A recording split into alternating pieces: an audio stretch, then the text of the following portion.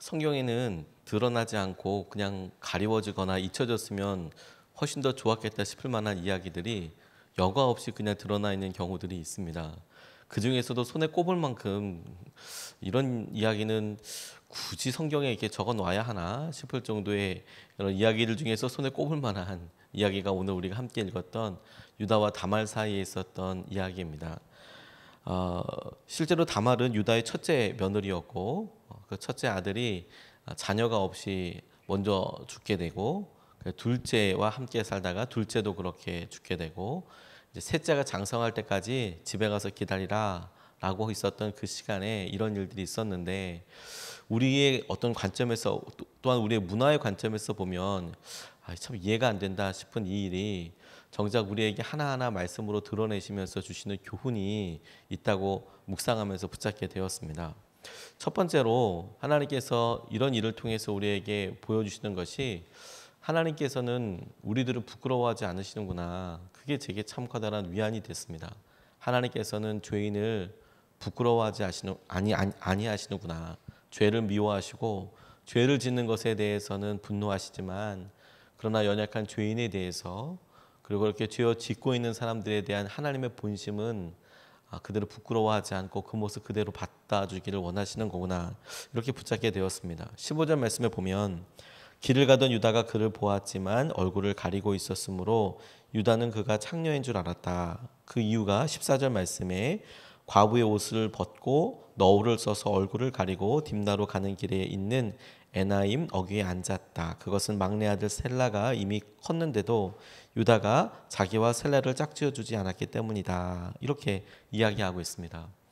당시의 여성으로서 그녀가 할 수 있는 일들이 많지 않았습니다. 며느리였고 시아버지가 기다려라. 그리고 그 기다림의 끝이 언제인지 알 수 없었습니다. 하지만 적어도 셀라가 클 때까지 약속한 대로 기다리고 있었는데 셀라가 다 컸음에도 불구하고 아무런 소식이 없자 이 다말이 선택한 방법은 시아버지를 속이는 일을 하는 것이었습니다. 이걸 어떻게 무슨 긍정적으로 바꿔볼까? 이걸 어떻게 이해할 수 있을까? 이해할 수는 없는 행동인 것 같습니다. 그게 당시에 통용되었던 일들도 아니고 그게 옳은 일도 아니고 그런데 그럼에도 불구하고 하나님께서는 다말이 했던 이 일과 유다와 다말 사이에 있었던 이 일로 인하여서 태어난 아이 그리고 이 일이 성경에 그대로 있게 되는 것을 통해서 덤덤하게 이야기하는 것을 통해서 하나님 마음을 우리에게 보여준다는 생각을 하게 되었습니다. 하나님은 그녀의 행동에 동의하지는 않으셨지만 그렇다고 해서 그녀를 부끄러워하지는 않으셔서 성경에서 빼버리거나 혹은 다윗의 족보에서 누락시키지 않으셨습니다. 그가 한 행동에 대해서 동의한 것은 아니지만 그녀가 한 이 일에 대해서 그래도 성경에 그대로 내보내주고 더 놀라운 것은 이런 족보, 이런 가계를 통해서 다윗의 왕가가 이루어지고 그리고 예수 그리스도에게까지 이어지게 되는 하나님의 계획하심에 이 사건과 이 일이 들어가 있다라는 것이죠. 하나님께서는 이렇게 사람 사이에 있었던 연약함을 굳이 숨기려고 이렇게 하지 않으시고 오히려 그것을 보여줌으로 이것을 보는 우리에게 우리 안에 있는 여전히 죄된 모습과 우리에게도 여전히 해결되지 않은 이 모습을 하나님 앞에 솔직하게 다가와서 이야기할 수 있는 통로를 주신다라고 생각하게 되었습니다. 하나님은 저와 여러분들을 부끄러워하지 않으십니다. 사춘기를 아주 심하게 겪고 있는 딸아이와 어머니가 있었는데 이 딸아이가 엄마의 마음을 그렇게 몰라줘서 말다툼도 심하게 있고 그렇게 하다 보니까 엄마는 엄마가 생각하기에 너 그러면 안 된다. 나중에 후회한다. 여러 번 타이르기도 하고 혼을 내기도 하고 그러다가 이 딸아이가 그냥 집을 나가 버렸답니다. 얼마나 걱정이 되겠습니까? 걱정이 돼서 백방으로 찾아보고 친구들한테 연락을 다 해보고 그렇게 했지만 딸의 소식을 알 수 있는 방법이 없어서 한참을 그렇게 걱정하며 염려하며 딸이 올 것을 기다리고 있다가 친구로부터 아는 사람으로부터 어디 매에서 그 딸의 모습을 보았다라는 이야기를 듣게 된 겁니다. 그런데 그 딸을 보았다라는 곳이 우범지대로 유명한 곳이었던 거예요. 안 좋은 사람들도 있고 그리고 그곳이 술집도 많고 그리고 하다못해 거리의 여인도 있고 막 이런 데에서 우리 딸이 그곳에서 돌아다닌다라고 생각을 하니까 참 마음도 무너지게 되고 가서 찾으려고 보니까 또 하나 걱정되는 것이 있더라는 겁니다.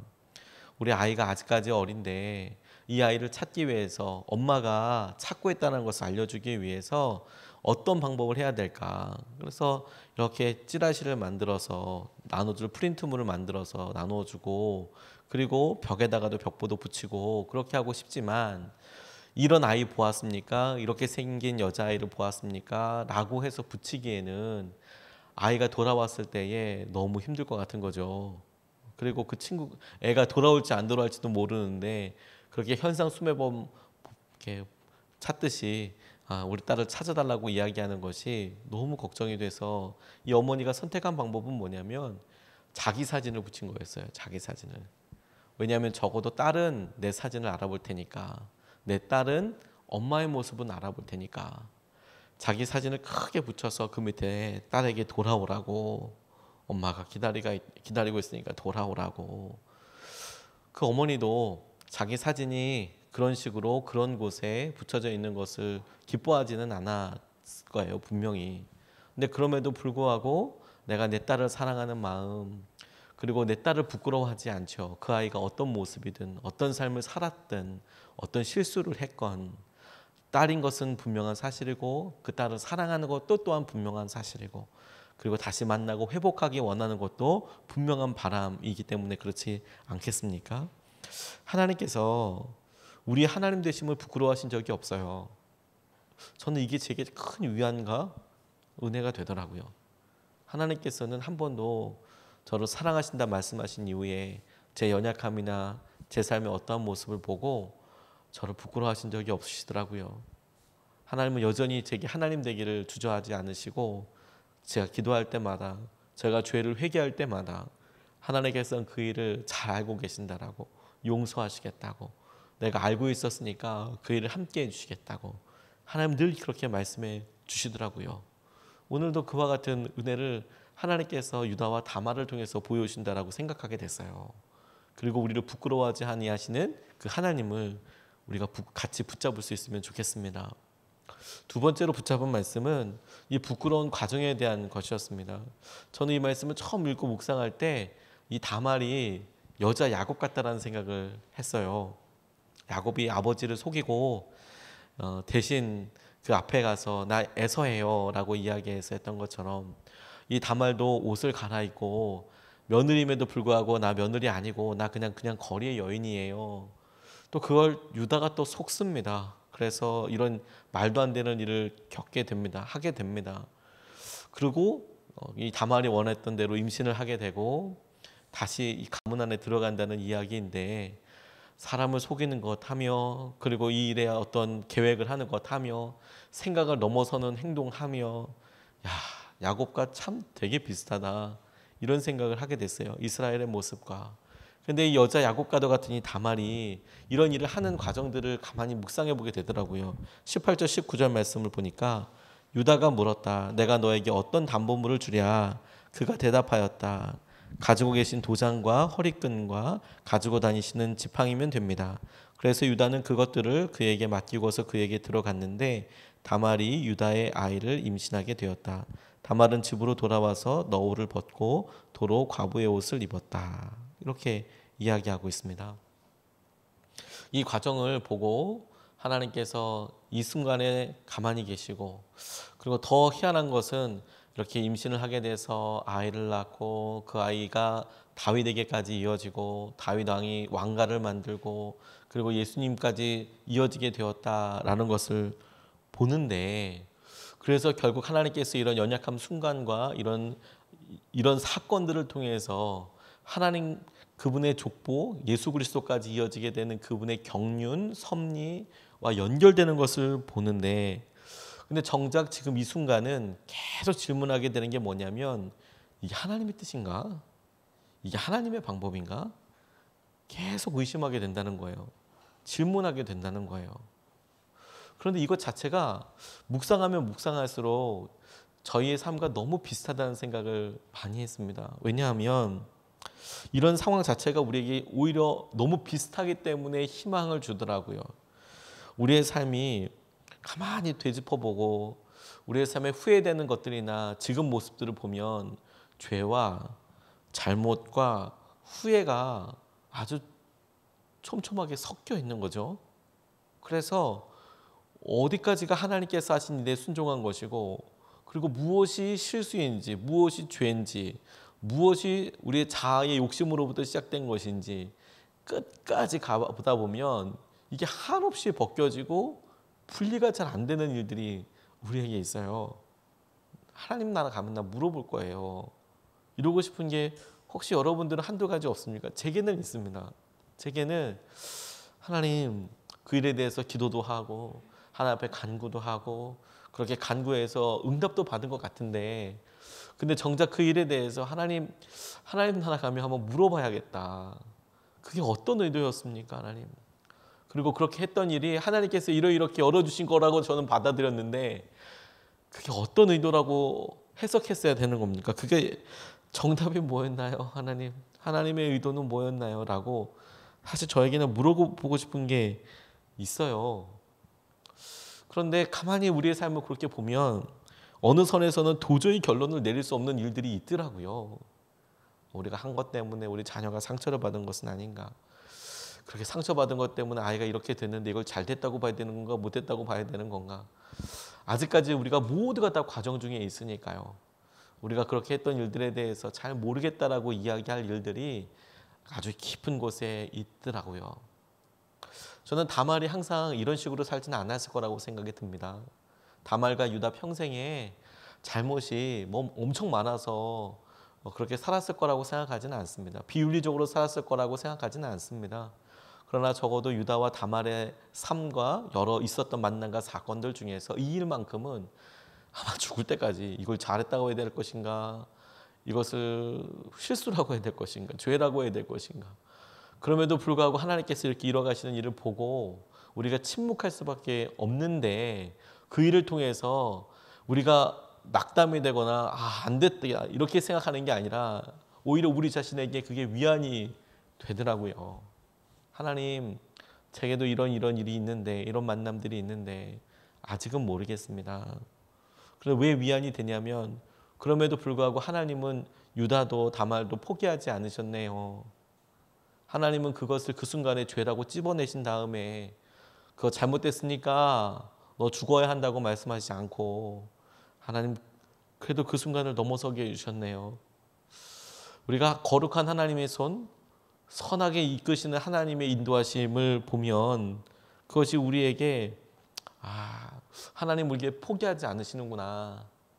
하나님께서 이럼에도 불구하고 우리에게 삶의 손길을 내밀어주고 계시는구나. 그게 희망이 되더라고요.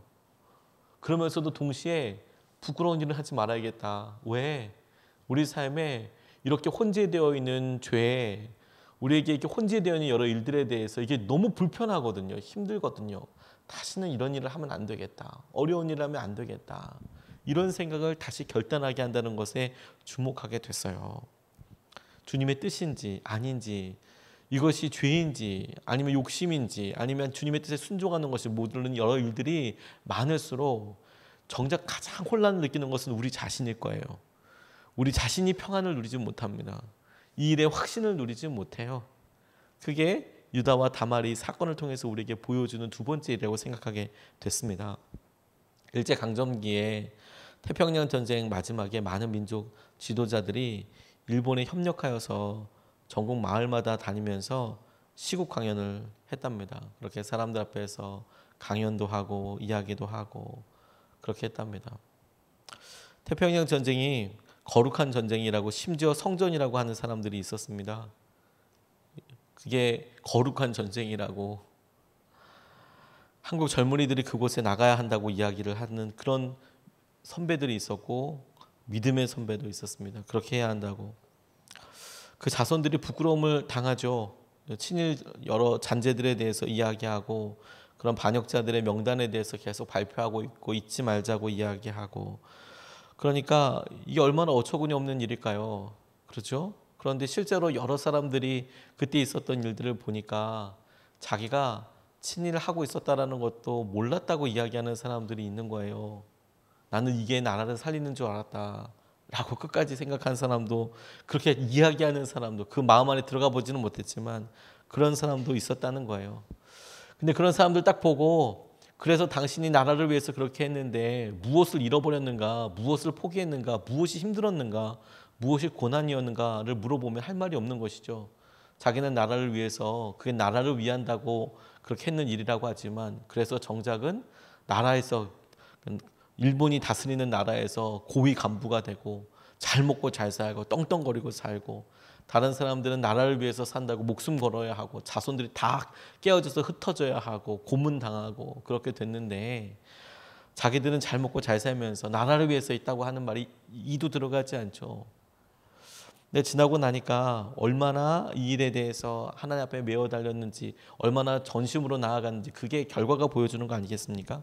근데 곽선희 목사님이 이런 이야기를 하셨어요. 전에 본인이 초등학교 5학년 다닐 때, 소학교겠죠, 교회에서 부흥회를 하는데 옥중에서 신사참배 반대 때문에 투옥 당하시고 고난 받으셨던, 고문 당하셨던 그런 전도사님이 강사였답니다. 목사도 아니고 전도사님이 나오셔서 말씀을 전하시는데, 뭐 말씀 내용이 화려하고 뭐 이런 것도 없고, 무명 하얀 두루마기를 입고 오셔서 한 주 동안 설교하시는데, 그냥 죽도록 충성하라, 그리하면 생명의 면류관을 주리라, 그 얘기만 계속 얘기하시더래요. 그런데도 그렇게 은혜가 되더랍니다. 모두가 부러워하고 너무나 영광스럽다라고 이야기하시더래요. 그런데 감옥에서 고생한 이야기를 하는데 장로님들이 한번 보여달라고 이렇게 이야기하더랍니다. 뭘 보여달라고 이야기하는 거냐면, 보여달라고 하니까 이분이 갑자기 웃옷을 벗으시더래요. 그리고 배를 보여주는데 가슴과 배가 만국지도 같더라는 거예요. 왜 그러냐면 고문을 당하셔가지고 이렇게 지지기도 하고 맞기도 하고, 이게 배와 뒤에 가슴과 이 뒤에 등 이런데 완전히 만국지도처럼 이 흉터가 막 다 있는 거죠. 그러니까 지금 몇 년이 지났어도 그게 그냥 그대로 다 남아 있는 거예요. 그 얼마나 아팠을까요? 그런데 그 상처 딱 보여주고 나니까 뭐 더 이상 말하지 않더라도 되더래요. 하나님께서 죽도록 충성하면 생명의 면류관을 줄 것이다, 영광을 볼 것이다. 근데 그것 자체가 그렇게 영광으로 보이더랍니다. 근데 시간이 지나고 그 부흥회가 있었는데 얼마 되지 않아서 근처에 있는 큰 교회 목사님이 바로 사표를 내고 먼 지방으로 가시더래요.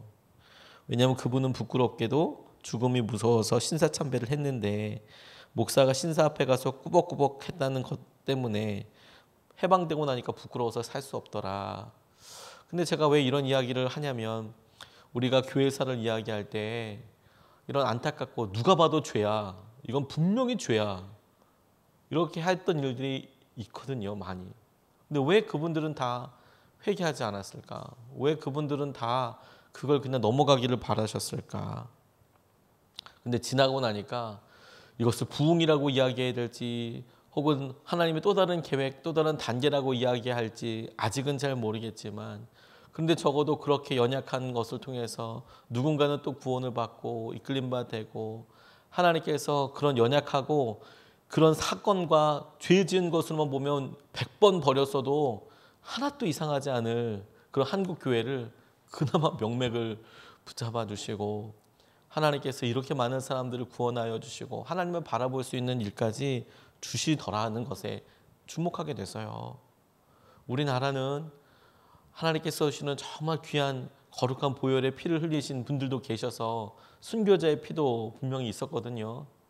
근데 우리나라의 많은 사람들은 그렇지 않은 사람들도 있었거든요. 그런데 한국교회 전체를 보고 나면 순교자의 피, 그들만 볼 수 있는 것은 아니고 연약하고 어려운 모습들이 적어도 어느 정도 섞여 있는 부분들이 있더라고요. 그런데 중요한 것은 그런 여러 일들이 지금의 우리의 모습을 만들어내고 우리의 사회를 만들어내고 하지 않았습니까? 이걸 부끄럽다, 어렵다라고만 볼 게 아니라, 하나님이 그럼에도 불구하고 당신의 계획을 선하게 계속 이끌어가고 계시는 것이구나. 거기에서 우리가 위안을 찾고 하나님께서 하시는 선하심을 붙잡을 수 있겠다라고 생각하게 됐어요.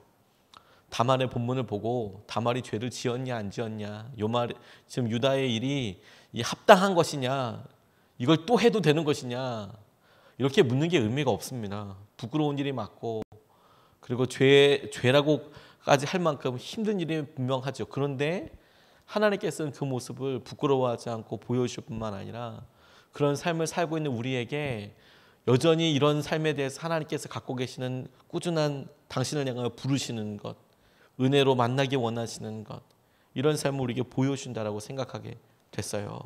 그러니까 여러분, 우리가 이런 사람들 통해서 반면교사 삼아서 절대로 부끄러운 일은 한번 하게 되지 않는 거구나. 우리 삶의 평생에 남을 뿐만 아니라 나중에 돼서도 이거 후회되겠구나. 부끄러운 과거로 남게 되겠구나. 오늘 하루를 주님을 더 바짝 붙잡게 되는 하루가 되었으면 좋겠습니다. 오늘 두 가지 말씀을 같이 나눴습니다. 하나는 하나님께서는 우리를 부끄러워하지 않으신다라는 거예요. 하나님 우리를 부끄러워하지 않으세요. 우리가 어떤 모습이어도 어떤 마음이었건 실수를 했건 단 우리가 주님 앞에 이런 연약한 모습을 의지하고 올려드리려고 할 때에 그렇습니다. 하나님께서 우리의 마음을 알아주세요. 우리를 덮어주시죠. 두 번째, 우리에게 이런 부끄러운 과정을 보여주시는 이유가 너 그렇게 하지 말아라 뿐만 아니라 하나님께서 그럼에도 불구하고 우리의 삶을 여전히 선하게 인도하고 계신다. 그 손을 붙잡아라 말씀하시는 거거든요. 하나님 오늘도 우리 삶에 우리가 선하게 인도함 받는 것을 우리가 붙잡게 하여 주십시오. 그리고 주님, 우리가 혹시 생각나는 죄가 있다면 오늘 회개하는 것도 동시에 하나님 우리의 부끄러운 삶을 붙잡아 주셔서 하나님께서 다시는 그렇게 넘어지지 않고 하나님을 온전히 따라가는 삶을 살게 해주십시오. 이렇게 기도해야겠습니다. 이 말씀을 붙잡고 두 번 같이 기도하겠습니다. 첫 번째 기도는